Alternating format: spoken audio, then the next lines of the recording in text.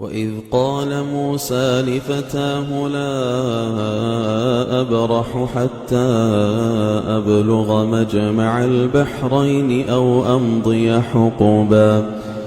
فلما بلغا مجمع بينهما نسيا حوتهما فاتخذ سبيله في البحر سربا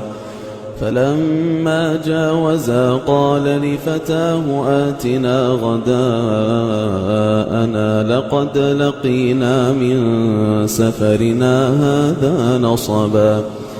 قال أرأيت إذ أوينا إلى الصخرة فإني نسيت الحوت وما أنسانيه إلا الشيطان أن أذكره واتخذ سبيله في البحر عجبا قال ذلك ما كنا نبغ فارتدا على آثارهما قصصا فوجدا عبدا من عبادنا آتيناه رحمة